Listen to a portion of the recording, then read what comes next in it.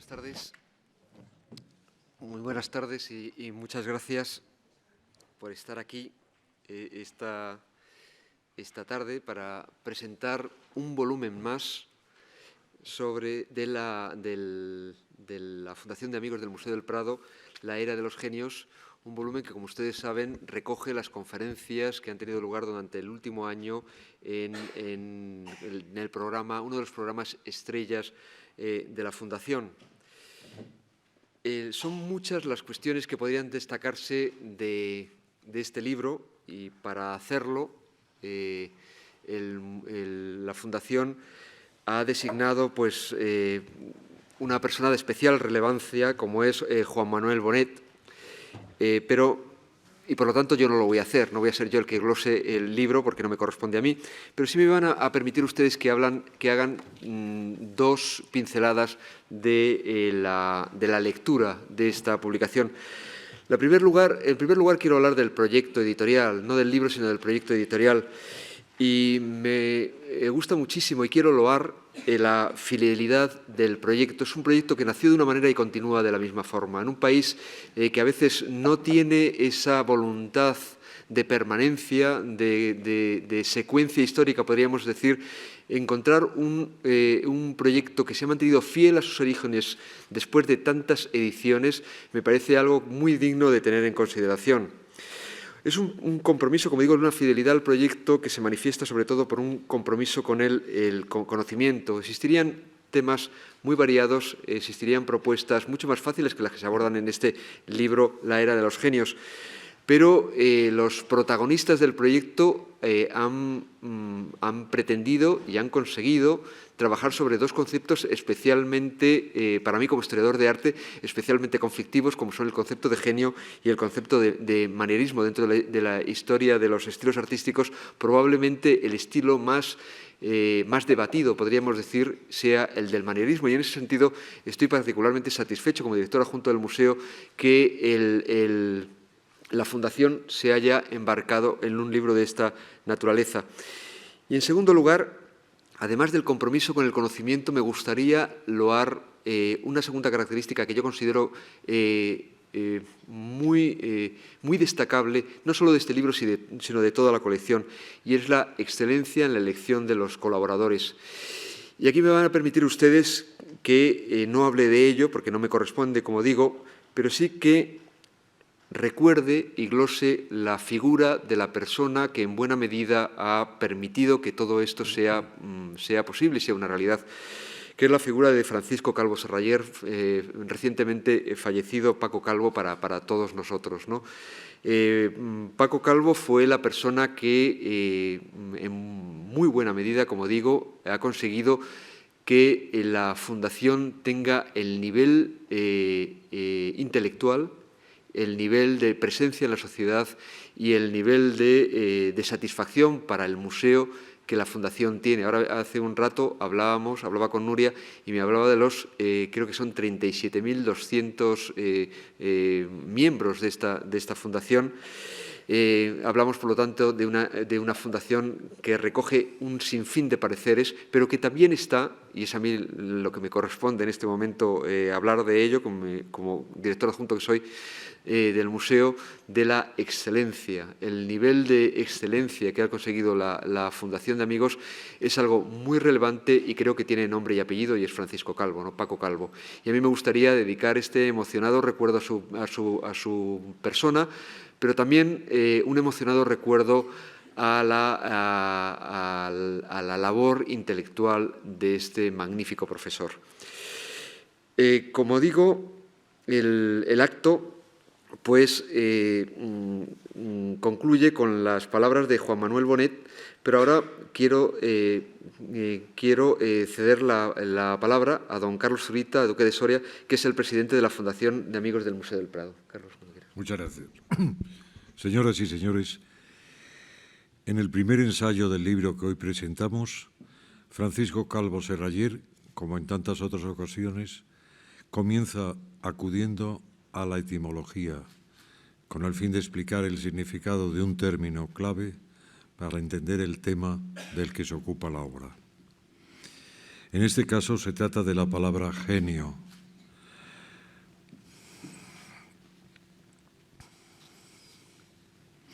de la que nos dice que deriva del verbo griego gignomai, que significa llegar a ser, pero también que a esa misma familia pertenecen palabras como gen, gente o generosidad. Y es en esto último donde quisiera detenerme, porque me gustaría que este acto fuera también un acto de reconocimiento a la generosidad del profesor Calvo Serraller. Generosidad personal de la que disfrutamos todos quienes tuvimos el placer de conocerle, pero sobre todo la generosidad intelectual con la que compartió su inteligencia y sabiduría con quienes tuvimos el placer de conocerle y quienes asistimos a sus clases y conferencias, con la multitud de sus lectores y con todos los que participaron en las innumerables iniciativas culturales que promovió y alentó. Muchas de ellas estuvieron vinculadas a nuestra Fundación Amigos del Museo del Prado, como es el caso de la colección a la que pertenece este libro y el curso del cual nace, que el profesor Calvo Serraller dirigió durante 30 años. Quisiera, por tanto, en mi nombre y en el de la fundación que presido y a la que él tanto amó, mostrarle mi más profundo agradecimiento.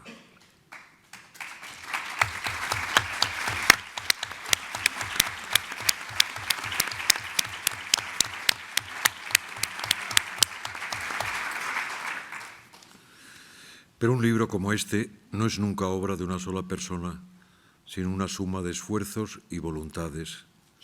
Y por ello quiero extender mi agradecimiento a todos quienes lo han hecho posible, comenzando por los autores de los ensayos y continuando por quienes han trabajado en su edición y publicación, tanto en la Fundación Amigos del Museo del Prado como en Círculo de Lectores y la Editorial Crítica. Por lo demás, esta obra, al igual que el resto de las iniciativas de la Fundación, no podría haberse realizado sin el apoyo de su patronato y, evidentemente, sin la colaboración de la dirección del Museo del Prado y de su Real Patronato.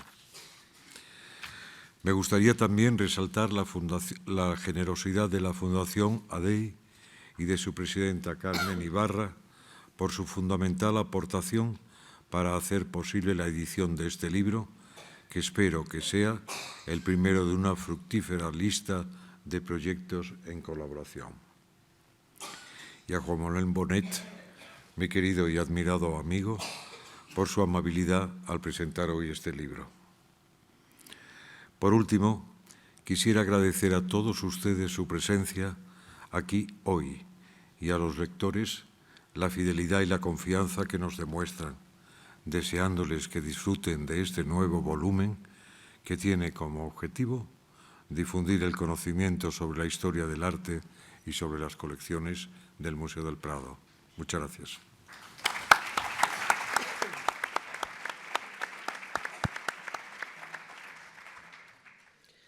Buenas tardes. Es una obligación y también un deseo dar las gracias a don Carlos Zurita, duque de Soria y presidente de la Fundación Amigos del Museo del Prado, a don Andrés Úbeda, director adjunto de Conservación e Investigación del Museo Nacional del Prado, y a mi admirado escritor y crítico Juan Manuel Bonet por permitirme participar hoy en esta presentación. A la Fundación Amigos del Museo del Prado debemos la invitación al acto y también la fortuna de hacer, un año más, y con este son ya 23, un magnífico libro. Esta colección, que fue creada en 1995 gracias a la iniciativa y al empuje de Francisco Calvo Serraller, no puede sino prolongarse en el tiempo y añadir a sus muchos propósitos el de perpetuar su memoria y su legado. El trabajo de los 18 especialistas convocados en el libro conoce, gracias al buen hacer de la Fundación, un nuevo éxito, ya que en estos momentos de inmediatez, fugacidad y de volatilidad de absolutamente todo, la publicación de un volumen de estas características solo es posible cuando coinciden algunos de esos espíritus singulares, nacidos quizá bajo el signo de Saturno. Gracias al magnífico editor Alberto Pancorbo por el excelente cuidado y a Nuria de Miguel, secretaria general de la Fundación, por confiar en nosotros. Gracias también a todos los que con su trabajo en la Fundación hacen posible la existencia de este libro. Hoy presentamos un libro que trata de recoger algo, paradoja, esencialmente intangible, la aparición de un momento en la historia del arte que es fugaz, pero terriblemente humano. El manierismo es uno de esos cénits singulares, el instante de una falla en un relato que ha llegado a la perfección. Cuando se alcanza una cumbre, como es la representada por figuras como Leonardo, Rafael o Miguel Ángel, solo queda el quiebro, una ruptura silenciosa como es la aportación de la subjetividad. Desde entonces hasta ahora, la individualidad, la genialidad a la que hace referencia el título del volumen será uno de los rasgos más valorados en el arte. El rastro de la condición humana se detecta en ese momento de la historia, en el paso inevitable y breve que sucede entre el auge y la posibilidad de un crepúsculo. Afirma Calvo Serrayer que el arte registra de forma dramática cualquier evento de la condición humana y será desde esta era de los genios cuando el arte también ambicione desbordar los límites y conquistar los márgenes. Muchas gracias.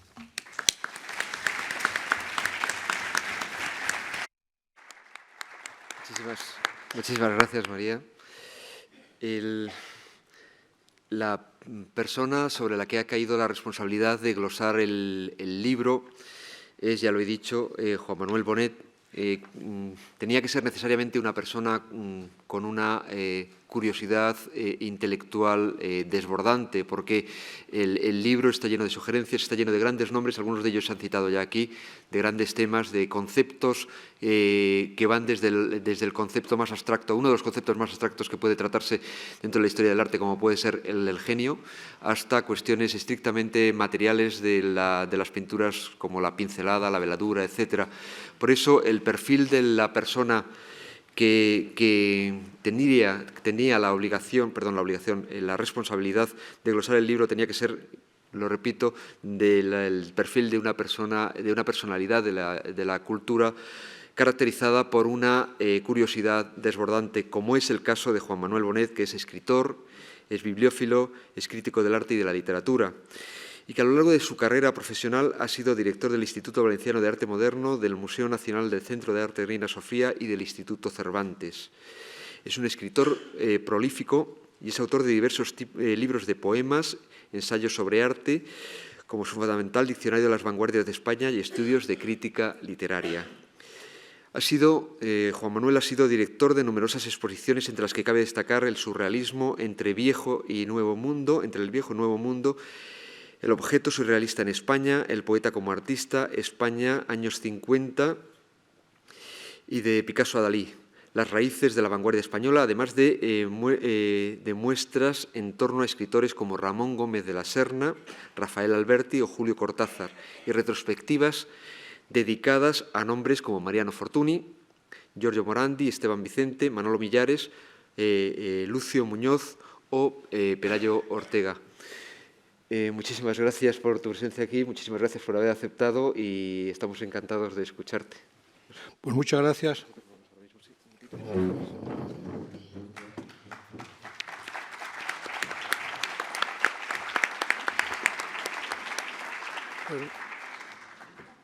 Muchas gracias a Andrés Úbeda, también al Duque de Soria. Por mi parte, realmente tengo la misión, efectivamente, de encuadrar este libro, La Era de los Genios, en el marco del trabajo admirable que viene haciendo la Asociación de Amigos del Museo del Prado, que tan inteligentemente preside el Duque de Soria. Es un volumen de casi 400 páginas, editado con la pulcritud acostumbrada por Crítica y Círculo de Lectores, como se acaba de explicar. La colección lleva una cantidad de años impresionante, como se acaba de decir, funcionando, y eso tiene una explicación que es el buen hacer de esta asociación de amigos y el buen hacer de Paco Calvo Serrayer, la persona a la cual yo también obligatoriamente he de rendir homenaje. Recuerdo que la invitación a participar en este acto de esta noche me llegó en el pasado mes de julio, en un momento un poco atribulado de mi vida profesional, y agradecí entonces enormemente a los amigos del museo, a su presidente y a Paco Calvo, responsable de los cursos de siempre, que hubieran pensado en mí como presentador, en mí que no soy especialista en el arte de los maestros de antaño, sino en arte y literatura del siglo XX, como se acaba de recordar. Entre tanto, entre ese mes de julio y este mes de diciembre ha sucedido algo no por temido por todos nosotros, menos trágico y ni menos doloroso, que es el fallecimiento de Paco Calvo. Desde el primer momento pensé que esta presentación tenía que ser a la fuerza una reflexión por parte de un escritor y crítico que se dedica al arte del siglo XX, como soy yo, sobre el sentido de estos cursos, sobre el papel que desempeñan estos cursos y otras actividades de la asociación en la tarea fundamental de ligar el Museo del Prado a la sociedad española y a otras esferas de la cultura, y de ligar el extraordinario patrimonio que atesora, esa maravilla absoluta que es el Prado, con las preocupaciones de los hombres hoy del siglo XXI. Y en ese sentido, la trágica noticia de la muerte de Paco Calvo, de algún modo, obliga a hacer un cierto balance de lo que ha sido la formidable trayectoria de la asociación en los años en que Paco Calvo ha estado vinculado a ella. Aquí tenemos la cubierta del libro, en la cual aparece una obra muy conocida que está en la Academia de Bellas Artes de San Fernando de Archimboldo, y luego la extraordinaria nómina de colaboradores. Pero voy a empezar desde una cierta prehistoria de la asociación, que es el momento en el cual Paco Calvo abre la Asociación de Amigos del Prado a la idea de que el Prado es también de los artistas del siglo XX, no porque a la fuerza tenga que exponer en el Prado, sino porque se constituye en el siglo XX español un diálogo permanente con la tradición. Es algo que nos interesa, esa dimensión, a cuanto nos interesamos por el 98, a cuanto nos interesamos por el 27, a cuanto nos interesamos por la generación del 50. En todas esas generaciones tenemos figuras que dialogan de tú a tú con los maestros de antaño atesorados por el Prado. Paco Calvo, aquí le tenemos presentando precisamente El arte del siglo de las luces, el volumen correspondiente al año 2010. Pero mucho antes, en el año 1889, estaba detrás de la primera iniciativa precisamente que ligaba al Prado con el arte del siglo XX entonces, que fue aquella carpeta, aquel curso y aquella carpeta. Se publicó ese curso, me lo recordaba alguien antes, y todavía no era exactamente esta colección, pero es la prehistoria.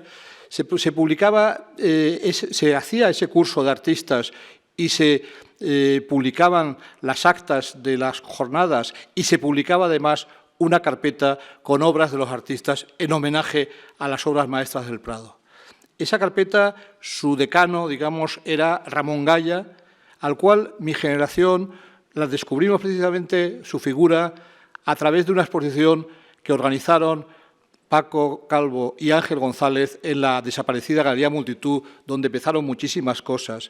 Esa galería de la calle Claudio Coello exponía en un momento dado pues a Gaya como en el año 78, hace por lo tanto muchísimos años, allí estaba este hombre que tenía entonces 68 años, que murió con más de 90 y que había sido quizás de toda su generación, la generación del 27, el que más había mirado al Prado. Él estaba presente con varias obras en la carpeta, entre ellos este Príncipe Baltasar Carlos, y allí estaba su clásico vaso de agua en el cual cifraba de alguna manera la esencia de su pintura de alguien que utilizó muchísimo la acuarela. Ese mismo año 91 en que se editaba esa carpeta, yo hacía una revista y publicaba este otro grabado que fue el primer aguafuerte que hizo Ramón Gaya. Ramón Gaya le debíamos un extraordinario libro, casi tan bueno, o hay quien dice que mejor que el libro de Ortega, Velázquez Pájaro Solitario, donde asociaba la figura de Velázquez con la de San Juan de la Cruz. Le debíamos el ejemplo, recordado en la exposición de los 200 años del Prado, de las misiones pedagógicas, donde él, que está allí con la mano levantada, delante de una serie de copias, algunas de él y otros de otros artistas, pues llevaban el arte a los pueblos españoles. Enseño aquí de repente un recorte de un periódico cordobés, ha llegado a esta una de las secciones de misiones pedagógicas. Es una humildísima noticia donde se dice, ahí se pueden admirar 14 copias de Pedro Berruguete, Sánchez Coello, artista del cual se habla en este volumen, profesor Valdivieso, El Greco, también se habla de él, Rivera, Zurbarán, Velázquez, Murillo y Goya, y 7 grabados de Goya. Vienen de delegados los señores don Ramón Gaya y don Enrique Azcoaga. Yo también conocí mucho a Gaya, pero también conocí bastante a Azcoaga, quienes darán charlas en estos días a las 8 de la noche de divulgación. Ese llevar el arte a los pueblos de España es algo que realmente era admirable. Era la misma época en la que también paralelamente Lorca llevaba su barraca. Gaya se fue al exilio y allí tenía necesidad de beber en el Prado, que ya no tenía. ¿Qué hacía? Colgaba con chinchetas, postales y láminas y libros, como aquí vemos. Este es un homenaje a Velázquez con los 2 jardines del Prado de la Villa Medici abiertos en un libro, y es uno de los muchísimos homenajes que pintó al inmortal pintor sevillano. Este es un homenaje suyo a una de esas 2 versiones de la Villa Medici. Este es un homenaje suyo al otro paisaje, a estas 2 obras con las cuales, de alguna manera, nace el paisaje moderno como ente autónomo, digamos. Gaya tiene muchísimas fotos en el Prado y Gaya recibió el premio Velázquez de manos de los reyes aquí en este museo. El primer premio que se otorgaba Velázquez fue para él, figura que además ligaba España con el continente americano. En esa misma carpeta estaba un artista totalmente distinto como Antonio Saura. El perro de Goya para él fue una obsesión. El perro de Goya para él era su autorretrato. Él interrogó muchas obras del pasado, pero quizás la que más sistemáticamente interrogó fue el perro de Goya.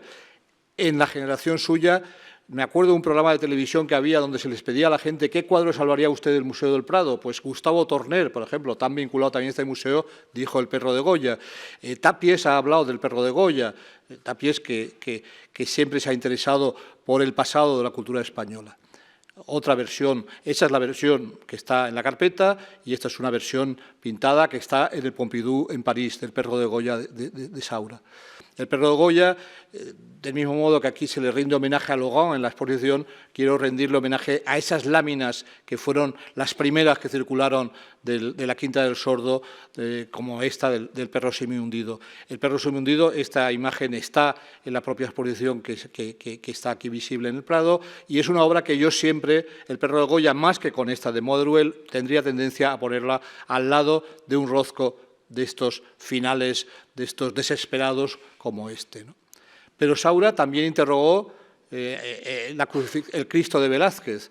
Este cuadro que está en el Museo de Bilbao es una de sus versiones más exacerbadas. Esa obra que Unamuno escribió sobre ella este largo y hermoso poema en el año 20.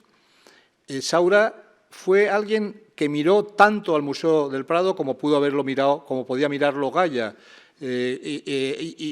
Y precisamente el Saura, historiador del arte, de alguna manera, el Saura lleno de intuiciones ante el arte de todos los siglos, está presente en la exposición que hizo en el 96 en Zaragoza, después de Goya, una mirada subjetiva, presidida su cubierta por esta pavorosa imagen del mitteleuropeo Alfred Kubin. En la carpeta había más aproximaciones a otras obras, no las voy a enumerar todas, evidentemente, pero estaba, por ejemplo, este Crepúsculo en la Villa Medici del recordado Raffles Casamada, que compartía con Gaya la virtud de ser a la vez pintor y poeta. Y luego destacaría a alguien que fue precisamente muy amigo de Paco Calvo, que además nos ha dejado hace también muy poco tiempo, que es Eduardo Arroyo. La presencia de Arroyo en esa carpeta es la presencia de la Vanitas. La Vanitas nos lleva, evidentemente, a esta imagen de Dionisio Fierro del cráneo de Goya, imagen que está en el Museo de Bellas Artes de Zaragoza. Nos lleva a Gaya Nuño, otro Gaya, Juan Antonio Gaya Nuño, y a su horripilante historia del Tessio di Goya, un libro editado en Roma. Nos lleva a Luis Fernández, que es un pintor que Paco admiraba muchísimo. Y Arroyo, a la vez, no podía no tener también la pirueta, que era que otra de las obras que incluía en la carpeta era una especie de mezcla entre el enano Sebastián de Morra, pintado por Velázquez, y Salvador Dalí. Retrato del enano Sebastián de Morra, nacido en Cadaqués en la primera mitad del siglo XX. Ese era el chiste, digamos, arroyesco. Por el lado de las carpetas, hubo después, en el año 2007, otra de mujeres, entre las cuales destacaré esta aproximación de Carmen Lafón al sueño del patricio de Murillo y esta también bellísima aproximación de Cristina Iglesias a la Villa Médicis, que es realmente un lugar simbólico para tantos y tantos artistas españoles y no españoles. Y la carpeta que ahora mismo está expuesta aquí, de este año, en la cual una serie de fotógrafos se aproximan, en este caso Pilar Pequeño, que es una gran bodegonista fotográfica, o en este caso José Manuel Ballester, que vacía la sala principal y que vacía las meninas, como ha vaciado otras obras del museo. Aquí en esta imagen confluyen el Bosco, las meninas y los fusilamientos de la Moncloa de Goya, que es quizás de todas estas versiones suyas vaciadas, a mí la que más me impresiona. Yendo a los cursos, este fue un curso, ya digo, de rodaje también, en el cual una serie de personalidades del mundo de la cultura nacional e internacional abordaron 23 biografías de pintores. Es realmente espectacular la nómina que había allí en ese año 92. Se trató después el tema del paisaje en el Prado, no enumero todos los cursos, simplemente algunos que me parecen especialmente relevantes. Hubo otro brillantísimo curso sobre Velázquez, en el cual, por ejemplo, estaba, entre otros, pues un pintor como A. Víctor Arica, que está representado con un cuadro muy velazqueño en la exposición ahora del segundo centenario, y una nómina de grandes historiadores del arte españoles e internacionales y una obra de grandes figuras de la cultura en general. Velázquez nos lleva a pensar en ese visitante excepcional y ese discípulo de alguna manera excepcional de Velázquez que fue Manet. Allí en el libro de firmas del registro está la firma del artista Manet, entre otras personas hoy anónimas para nosotros. Manet se fija en el Paseo del Prado, en estos personajes populares de Madrid, y Velázquez ha sido un punto de encuentro para generaciones y generaciones de creadores españoles. La lista de creadores españoles que se han interrogado, españoles y no españoles, que se han interrogado ante ese cuarto, que yo lo recuerdo de mi infancia, cuando era así, cuando tenía su famoso espejo, en el cual se veía representado el propio espectador y el propio cuadro, pues ese lugar mágico para tantos lo fue también para una serie de artistas. No tanto, a mí los artistas pop me interesan relativamente su mirada, pero la mirada, por ejemplo, de un Picasso, que había copiado obras de Velázquez en su primera juventud, pues es una mirada recreadora, destructora y recreadora formidable, y está toda ella junta en Barcelona. Pero está también esta pieza que está aquí en la exposición del segundo centenario, de ese homenaje vacío de Oteiza, que compara el espacio de las meninas con el espacio de un frontón de pelota vasca en su tierra. Entre los artistas más jóvenes, entre los artistas muy cercanos precisamente a Paco Calvo y a Ángel González, o a mí mismo, estaría Guillermo Pérez Villalta. En la carpeta del 91 se enfrentaba así a la fragua del Vulcano. Yo creo que Guillermo Pérez Villalta, que presentó uno de los tomos de esta colección, es un artista precisamente que se identificaba muchísimo con la mirada que se puede proponer aquí. Guillermo Pérez Villalta es un artista que siempre gustó de lo que María Luisa Caturla llamaba el arte de épocas inciertas, que siempre se había fijado, por supuesto, mucho en el Renacimiento, pero tenía todavía mayor predilección por el manierismo y por el barroco. Y en una época en la cual todo eso se miraba mucho menos, lo miró, igual que miraba las figuraciones del siglo XX, igual que miraba a De Quirico, igual que miraba a Dalí, y no solo a una pequeña parte de Dalí, pero a todo Dalí o a todo De Quirico. Pérez Villalta, de nuestra generación, es el artista que mayor, digamos, importancia le concede a los maestros de antaño, y él mismo trabaja, de alguna manera se podría decir, como un maestro de antaño. A la vez que, por supuesto, revisita también estilos inciertos más cercanos. Pérez Villalta ha sido un precursor a la hora de mirar el estilo de los años 50, de las cafeterías años 50, ese estilo de la Costa del Sol, que también se miró mucho en Málaga por impulso de un gran historiador del arte desaparecido como Juan Antonio Ramírez. Entre los cursos yo creo que hay uno muy destacado también, que es el curso del bodegón, en el año 2000. Allí Paco Calvo jugaba justo con haber hecho el año anterior una exposición absolutamente inolvidable para los que la visitamos, como la del bodegón español que tuvo lugar en el Museo de Bellas Artes de Bilbao. Esa exposición causó un verdadero impacto que se venía a sumar, por supuesto, a la exposición que había habido en 1983 del bodegón español del 1600 a Goya. Pero en el caso de la de Paco Calvo se daba la circunstancia de que, abarcando también el mismo abanico cronológico, lo desbordaba para llegar hasta Picasso e incluso más allá, porque concretamente en el bodegón español pues estaba, por ejemplo, estaba Goya representado con este bodegón del Louvre tan extraordinario, pero estaba también representado Luis Fernández, ese pintor que hemos visto antes, su cráneo, su vanitas, ese pintor tan formidable que se interrogó siempre toda su vida sobre Zurbarán, a partir de la lección del cubismo, a partir de la lección del constructivismo y a partir de la lección del surrealismo. Luego Fernández se fue a habitar cerca mentalmente de Zurbarán. La exposición del bodegón español, ya digo, fue algo extraordinario, yo creo que difícilmente superable. Yo he visto este año la exposición de Bruselas en el Palais de Beaux-Arts, extraordinaria también, pero yo creo que la de Bilbao fue todavía mejor. Un curso fundamental también fue el de Goya. Si vemos la nómina de personas implicadas en él, vemos, por ejemplo, nada más empezar la lista, a Yves Bonnefoy, el mayor poeta francés de la segunda mitad del siglo XX, y vemos a una nómina de especialistas extraordinaria toda ella. Goya es otro lugar de encuentro para los artistas españoles y para los creadores de todo el mundo, es otro lugar de importancia simbólica similar a la de Velázquez. Los franceses han sido especialmente atentos, han estado especialmente atentos a todo lo que tiene que ver con Goya. Este es un grabado francés de mitad del XIX de la Quinta del Sordo. Goya, no en vano, fue un exiliado político, un exiliado por afrancesado, y murió en Burdeos, en un edificio que hoy alberga, y eso es bastante emocionante, el Instituto Cervantes de esa ciudad, y donde está esta placa de Benlliure. Y está en el interior de la vivienda esta placa.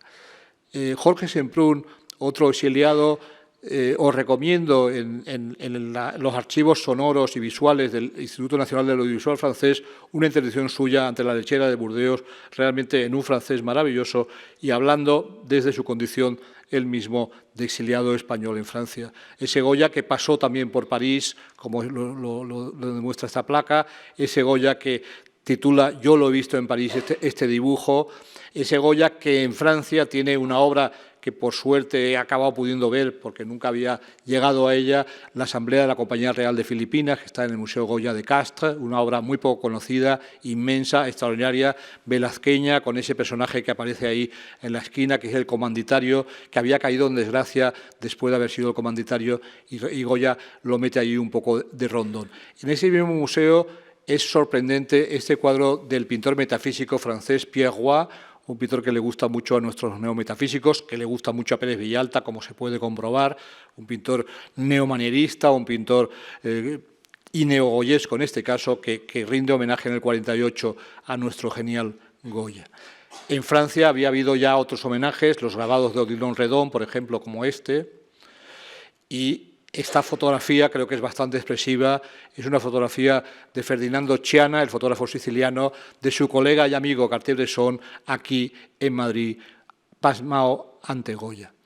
Yves Bonnefoy, conferenciante aquí en estos ciclos, tiene un espléndido libro sobre las pinturas negras de Goya. Itzhak Todorov, conferenciante aquí también, tiene un libro publicado por Galaxia Gutenberg, Círculo de Lectores, cuando estaban juntos, Goya a la sombra de las luces, del año 2011. Los españoles no les fueron a la zaga. Recordaré a mi queridísimo Ramón Gómez la Serna, que hablábamos antes de él, antes de entrar aquí. Ramón, en el centenario de la muerte de Goya, publica una biografía del pintor aragonés, da conferencias como esta en Huesca y estaba enamorado de la época de Goya y de la época de Larra. Estaba especialmente enamorado de estas pinturas de Alenza, de los cafés, el hombre de cafés, hombre de pombo, y estaba enamorado del Paseo del Prado, de ese mismo Paseo del Prado que veíamos en Manet. Curso fundamental también el del Greco, en el 2003, también con una nómina espectacular.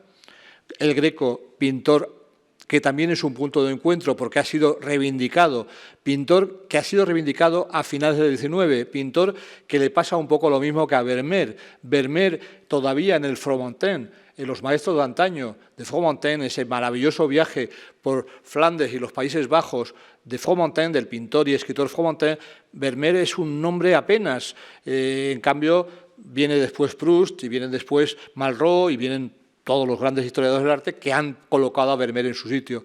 El Greco también era un pintor que necesitaba la revisitación que hicieron pues Zuloaga, que era el propietario de este cuadro, que está más o menos demostrado que incidió sobre el Picasso de las señoritas de Aviñón, y lo reivindicaba también en esa misma época Santiago Rusiñol, que poseía varios cuadros en Sitges, en el Cau Ferrat, entre ellos este, y que le construyó un homenaje, una escultura de homenaje al Greco en esa maravillosa playa urbana que es la de Sitges, con unas fiestas modernistas que iban a ofrecerle flores al pintor greco toledano. Es la misma época en la que, desde un punto de vista científico y muy ligado precisamente al Prado, Manuel Bartolomé Cosío publica los 2 volúmenes de su monografía sobre el Greco. Y es la época en la cual, desde el ángulo literario, igual que sucedía en el caso de Vermeer con Proust, decía, para su vista de Delft, pues Maurice Barrés escribe Greco ou le secret de Tolède, donde tiene tanto protagonismo la ciudad muerta de Toledo como el artista cretense. Y Zuloaga, de nuevo, está allí para hacerle el retrato a Barrés. Javier Barón, para el museo, ha explicado precisamente cómo este pintor crucial de la época aquí estudiada ha sido fundamental para todo el siglo XX, no solamente para Picasso, sino, por ejemplo, también para el surrealista André Masson. Otro curso impresionante fue el del Museo del Prado y el Arte Contemporáneo. Aquí se logra la proeza de que estén a la vez Ávido Arica, de nuevo, Dore Ashton, la gran crítica americana, Jean Clerc, un gran historiador del arte francés, Antonio López García y Bill Viola. Es decir, 3 artistas como Arica, López García y Viola, 3 artistas totalmente distintos entre sí, son convocados para este curso, que creo que fue de los más importantes que se celebraron. Curso muy importante también sobre el arte de la era romántica, y es absolutamente imposible ordenar la nómina de los historiadores, todos los directores del museo, los grandes nombres de la generación del 50 española, empezando por Pérez Sánchez, Julián Gallego, que aquí lo enseño, el inolvidable Julián Gallego, retratado por su amigo Xavier Valls en el 55, José Milicua, aquí en una fotografía delante del Prado con nada menos que Roberto Longhi, que para los que amamos a Morandi, pues es el que escribió la mejor necrológica posible de Morandi existente, diciendo: con Morandi muerde una cierta idea de Italia. Aquí está con su amigo Milicua al cual el Prado debe este Georges de la Tour, que fue capaz de ubicar a partir de su localización en una oficina, en la sede central en aquel momento, cerca de la avenida de Barcelona, del Instituto Cervantes. De historiadores del arte franceses, solamente enseño la imagen de Pierre Rosenberg, admirado comisario aquí mismo de la maravillosa exposición de Chardin, la persona que más sabe del Chardin en el mundo y también que sabe tantísimo de Poussin. Jean Clerc, que ya lo he citado antes, aquí fotografiado por su gran amigo Cartier-Bresson. Dore Ashton, aquí retratada por Miquel Barceló en uno de sus cuadros con Lejía, esta mujer que nos ha dejado también hace poco tiempo, que aquí, desde luego, fue muy importante su presencia. Robert Rosenblum, que también los amantes de la pintura de Rothko le debemos un libro maravilloso. Aquí está retratado por el hiperrealista Philip Bernstein. Robert Rosenblum es autor de este libro, La pintura moderna y la tradición romántica del norte, de Friedrich a Rothko, ¿no? Pues Robert Rosenblum fue uno de los varios historiadores del arte norteamericanos presentes aquí en los cursos. Linda Nochlin, que desapareció el año pasado, el año anterior, aquí también retratada por Bernstein, esta historiadora del arte de enfoque feminista vino a hablar de la maravillosa bodegonista flamenca Clara Peters, haciendo una incursión en ese tiempo extraordinario precisamente de la época de Vermeer y compañía. Y ya he citado antes, entre los escritores, muchos escritores que ha habido presentes aquí, Francisco Ayala, José Saramago, el Nobel portugués, y yo destacaría a dos del ámbito francés, especialmente admirados por mí. Uno es, también desaparecido no hace mucho, Yves Bonnefoy, el mayor poeta francés de la segunda mitad, ya digo, aquí en su casa de Montmartre, y Jean Starobinsky, felizmente todavía en activo en Suiza. Un gran pensador que ha trabajado admirablemente sobre la época de la Europa de las luces. Y llegamos así al curso de este año, La era de los genios. Como se ha dicho antes, es un libro que recoge 18 conferencias que tienen todas ellas por denominador común hablar de ese tiempo que mis predecesores en el uso de la palabra precisamente han definido como un tiempo complejo. El manierismo, efectivamente, es un tiempo que puede verse como un crepúsculo, pero que también a la vez sería después reivindicado como un comienzo. El curso se hizo aquí en el Museo del Prado, pero presentó la peculiaridad de que también tuvo sedes asociadas, que eso es algo muy interesante dentro de una visión un poco misiones pedagógicas. Esa visión misiones pedagógicas que hoy en día no se hace con una barraca paseando por los pueblos, pero se hace yendo precisamente a descentralizar la acción. El Prado, con las cajas de ahorros, paseó muchas de sus obras maestras por sedes de caja de ahorros o museos apoyados por caja de ahorros por toda España. En la época en que yo dirigí el Reina Sofía, hicimos lo mismo a ejemplo del Prado. Y en este caso, concretamente, el curso se llevó al Museo de Bilbao, se llevó a la Fundación Barrié de la Maza de La Coruña y de Santiago, se llevó a la Caixa en Barcelona y se llevó al ejemplar Museo de Navarra, donde están algunas de las obras más espectaculares de Oteiza, de Rothko y otros.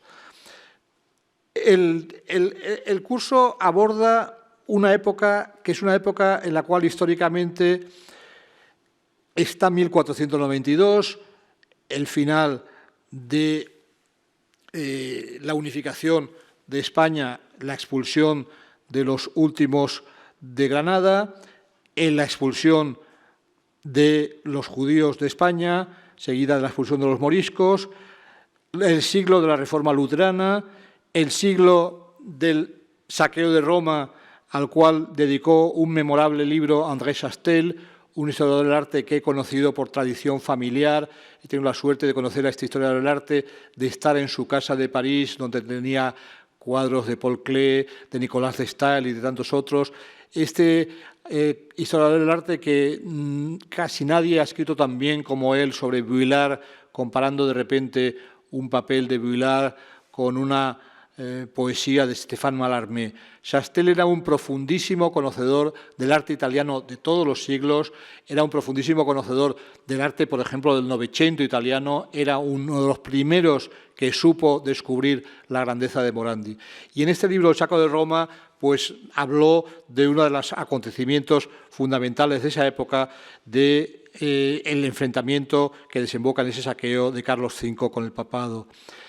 Ese siglo es el del Concilio de Trento, ese siglo había sido el de la Reforma luterana, como he dicho, y es el siglo en el cual aparecen las figuras que cada uno de los autores se enfrenta a ellas, desde las figuras, podríamos decir, canónicas, figuras que prosiguen la tarea del Renacimiento, hasta las figuras excéntricas, de las cuales creo que destacaría las dos que han atraído más a los artistas modernos, que serían el excéntrico Archimboldo y el no menos extraño Altorfer. Paco Calvo, en el texto que abre el volumen, esboza una teoría del manierismo y del tema arte y genialidad. Subraya, como lo subrayan varios de los autores del volumen, cómo las cuestiones plantadas en esa época serían revisitadas por el siglo XVIII en algunos casos y sobre todo por el romanticismo. Y también coloca allí, pues desde la tarea de mirar todo eso de Ingres, de los nazarenos alemanes o de los prerrafaelitas ingleses, hasta ya a finales del XIX, comienzo del XX, la obra teórica de Wölfflin, teórico que es aludido por varios de los autores del volumen. Además de eso, Paco Calvo recuerda una lectura que yo recuerdo también de la Casa Paterna como muy importante, igual que recuerdo la del Arte de épocas inciertas de María Luisa Caturla o de los trabajos tan admirables que tiene María Luisa Caturla sobre la biblioteca de Zurbarán, pues en concreto el libro de Gustav Rene Hocke, El mundo como laberinto, el manierismo, crisis del Renacimiento y umbral del mundo moderno. Ese libro publicado aquí en España en aquellos años, finales de los 50, comienzos de los 60, creo que colocaba, digamos, en el centro precisamente todo aquello que vendría a ser lo más interesante para un pintor como Pérez Villalta. Me acuerdo, por ejemplo, en ese libro de las bizarrías de Braccelli, ¿no? Braccelli, ese grabador italiano con figuras un poco archimboldescas, pues era alguien que en esa época las vanguardias reivindicaban. Gustav Rene Hocke ponía muchos ejemplos del surrealismo, igual que María Luisa Caturla hacía otro tanto, por ejemplo, colocando imágenes de Arp y gente así, porque María Luisa Caturla tenía un marido alemán y estaba vinculada a la cultura germánica. Pues Gustav Rene Hocke, que estaba plenamente en esa cultura germánica, daba muchos ejemplos también del arte moderno, pero, por ejemplo, ese Braccelli en cuestión, pues Tristán Tzara fue, el dadaísta Tristán Tzara, había sido en esa época de los años 50 el prologuista de la edición que circulaba de él. Se miraba, digamos, mucho en ese momento lo excepcional, se descubrían pues historias como la de el Palacio Encantado de Bomarzo, al cual dedicaría una novela inolvidable, Mújica Laínez, que acabo de ver una fotografía de él delante del Prado, por cierto, y que escribió muchas cosas sobre los maestros de antaño. Tras el estudio de Paco panorámico con los planteamientos generales de lo que es ese tiempo, pues viene un estudio sobre Miguel Ángel, figura total, y enseño de nuevo a alguien que nos ha enseñado a mirar a Miguel Ángel, que es el pintor Ramón Gaya y el escritor Ramón Gaya.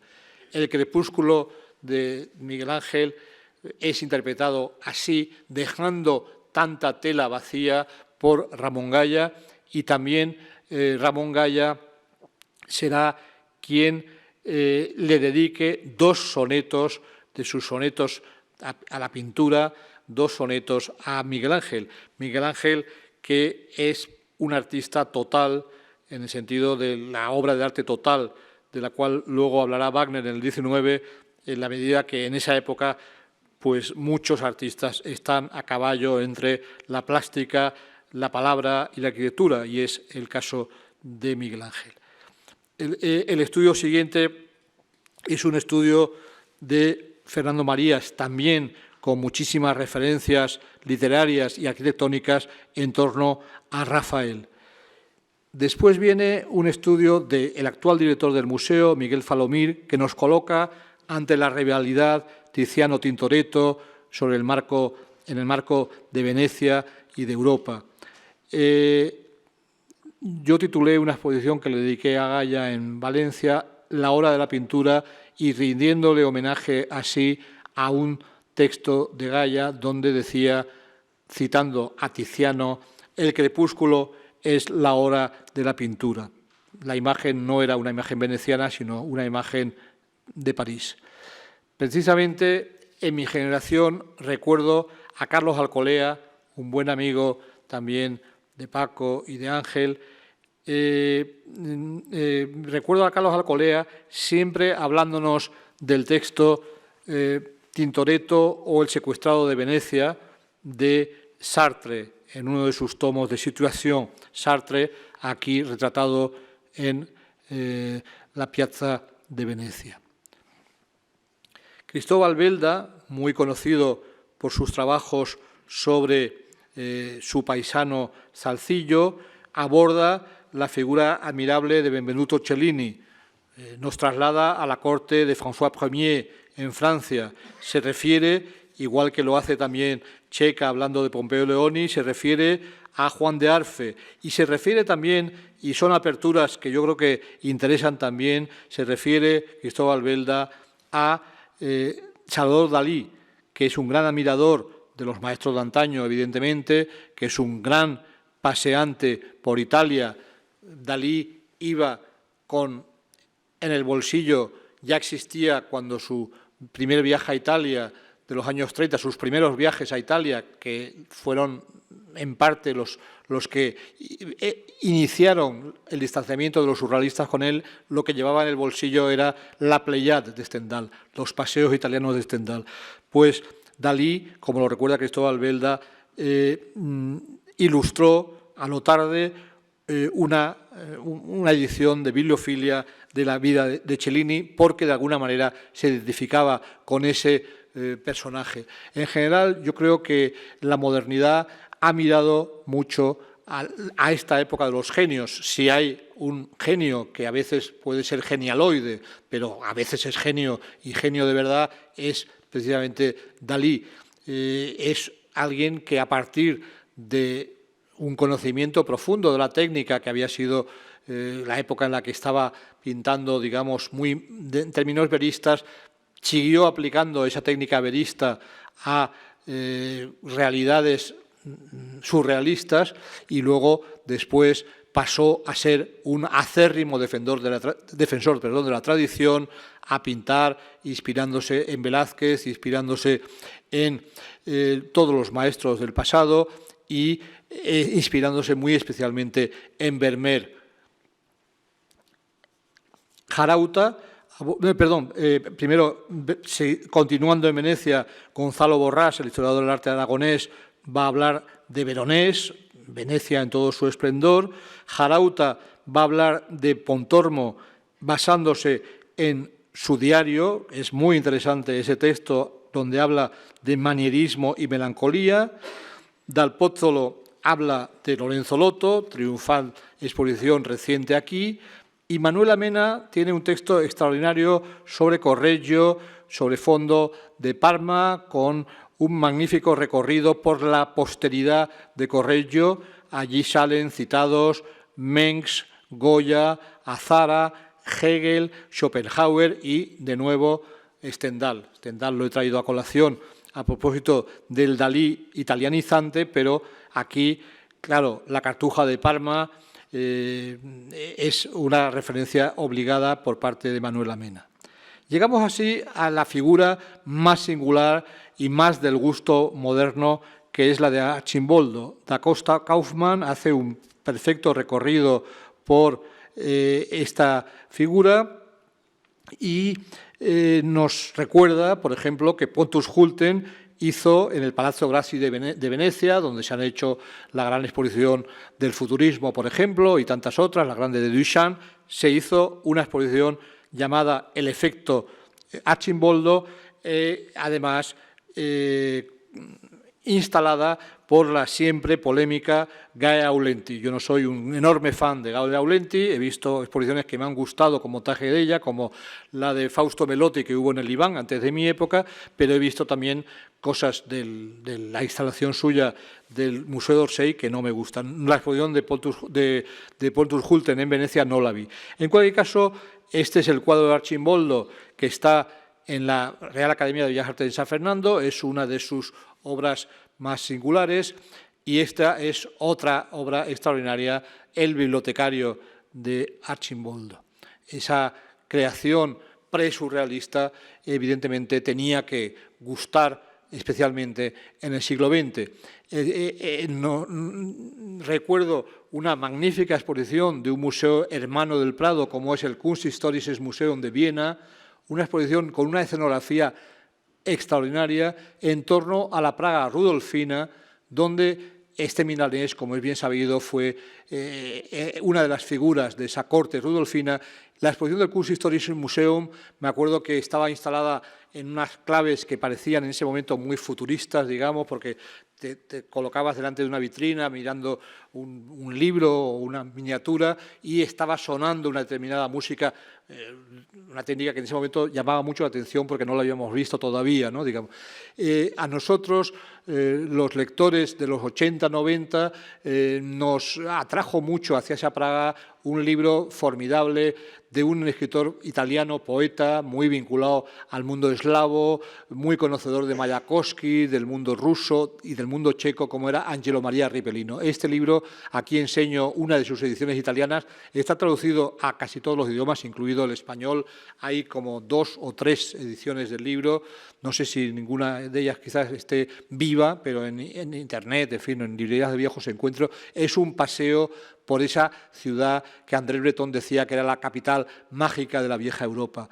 Y Ripellino allí, al lado de Kafka, al lado de los surrealistas checos, al lado de Rilke, al lado de gente mucho menos conocida, de simbolistas, de pintores, de magos, de una escritora como Verari Hartogab, de la cual era muy amigo, que vive todavía, pues Ripellino allí colocaba a Arcimboldo, al cual incluso dedicó un libro monográfico llamado Arcimboldo y el rey melancólico, que confieso que este libro no lo conozco y lo mismo que el anterior lo recomiendo, este supongo que será igual de bueno o mejor, pero en cualquier caso no lo he leído. Pero también este Ripellino no está traducido, en cambio, su poesía, que es una poesía muy metida en esta atmósfera praguense.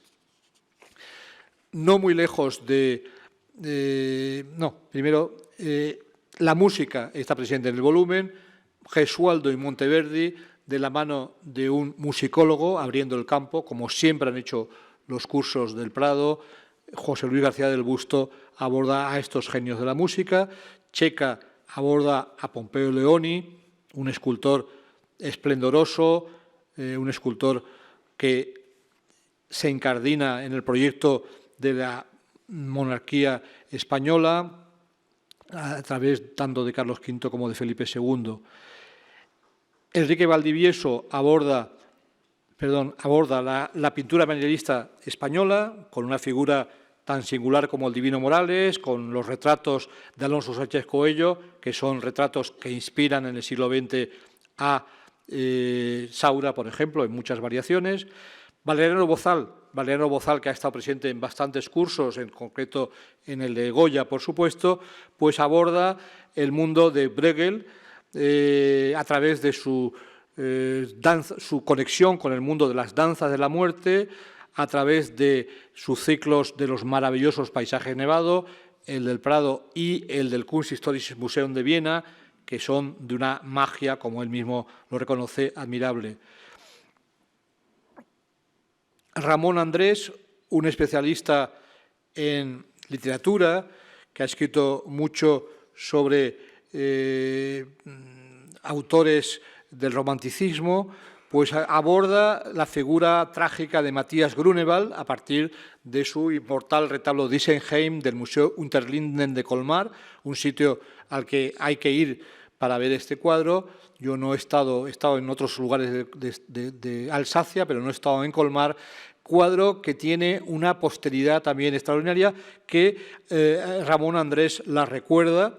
En concreto, sabemos, por ejemplo, no lo dice Ramón Andrés, pero lo añado yo, que le interesaba muchísimo este cuadro a Luis Fernández, al autor de esas vanitas que vimos antes.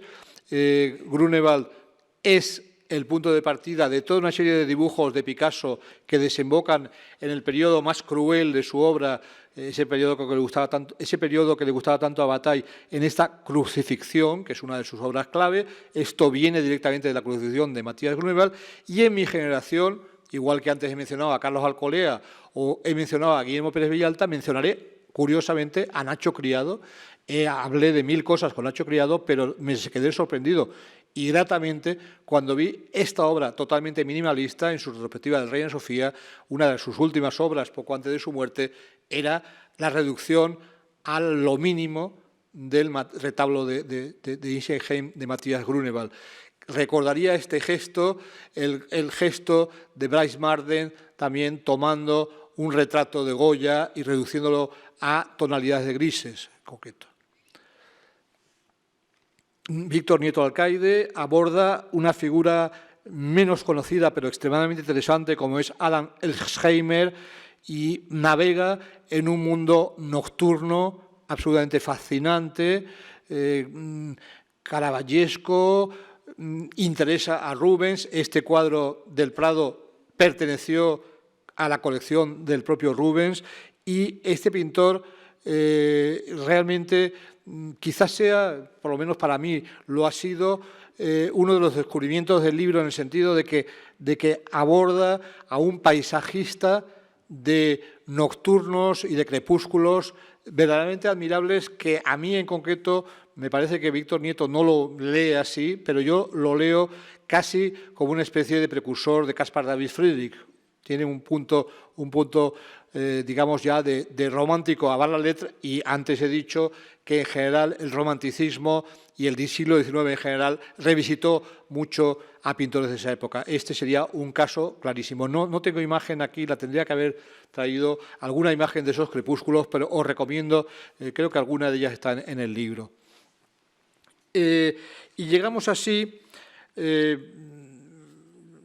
a Albrecht Aldolfer, con esta Batalla de Alejandro de Nisos, que es un cuadro que está muy bien puesto, el título del ensayo de Agustín Sánchez Vidal.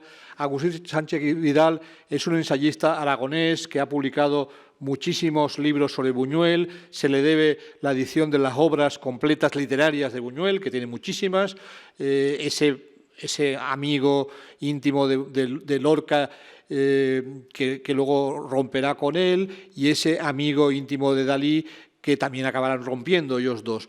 Bueno, pues Sánchez Vidal es un gran conocedor del mundo de Buñuel, es un gran conocedor del mundo de Miguel Hernández también, es un escritor muy versátil, pero aquí realmente aborda muy bien la figura de este visionario del Danubio. Aquí nos vamos, digamos, hacia Budapest, cita el propio Sánchez Vidal a ese magnífico escritor triestino, mitteleuropeo, también a su manera, el italiano Claudio Magris, con un libro que, si no lo conocen, les recomiendo, que se llama Danubio.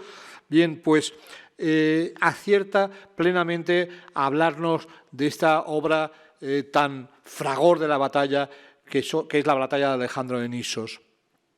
Y trabajando en la preparación de esta charla, paralelamente estaba escribiendo sobre realismo mágico, esa tendencia de los años 20, y repasando el libro de Franz Roh, es la última imagen que pongo, El realismo mágico, un libro capital para los pintores españoles tipo Maruja Mayo o Ponce de León, un libro que también leyó Saura en la posguerra, un libro donde habla mucho de pintura antigua y de pintura alemana antigua y de pintura italiana antigua, es decir, los modernos de los años 20 miraban todo esto, pues de repente tuve que meter una página, un marcapáginas en el libro, porque en lugar de servirme esa página para mi texto sobre un realista mágico canario que estaba escribiendo, de repente Franz Roh, fotógrafo y teórico del realismo moderno de los años 20, pone como ejemplo a Aldolfer como artista que, siendo enorme el cuadro de la batalla que acabamos de ver, sin embargo, lo ve como si fuera una gigantesca miniatura y compara ese miniaturismo, ese detallismo de los pintores que la apadrina, entre ellos está el Miró de la Masía, los compara por ese verismo miniaturista con ese precursor Aldolfer. No tengo imagen para enseñarla, tendría que haberla puesto y hubiera sido el tempieto del Bramante de nuestra academia en Roma, pegado a nuestra academia en Roma, que se ve desde la mejor habitación. Cuando te dan esa habitación, es la habitación maravillosa que da por un lado a Roma y por otro lado a el tempieto de Bramante. Pues Juanjo Lahuerta, que es un especialista en arquitectura, arte, fotografía moderno, modernos, que es alguien que ha hecho muy buenos trabajos sobre las revistas españolas de vanguardia, por ejemplo, una exposición que hizo para el Reina, que hizo para el Reina también la exposición sobre Gaudí, la cual mostraba la posteridad de Gaudí del lado de los años 20 y 30 y del lado del Lagualset. Pues Juanjo Lahuerta, que ha escrito sobre tantísimos temas modernos, sobre muchos temas que tienen que ver con el funcionalismo, aquí demuestra ser también un gran conocedor de Bramante, del Tempieto, de Serlio y de todo este mundo. Por lo tanto, cerrándose ese mundo de nuevo con un texto de un especialista en arte moderno, pero que también es un especialista en arte antiguo, igual que lo era Frank Roh o igual que espero haber demostrado que lo han sido, no especialistas, pero sí enamorados del arte antiguo, pues Guillermo Pérez Villalta, Antonio Saura, Eduardo Arroyo y tantos otros amigos de los que nos hemos dedicado a la batalla de la crítica y amigos también del inolvidable e inspirador de los cursos de la Asociación de Amigos del Prado. Muchas gracias.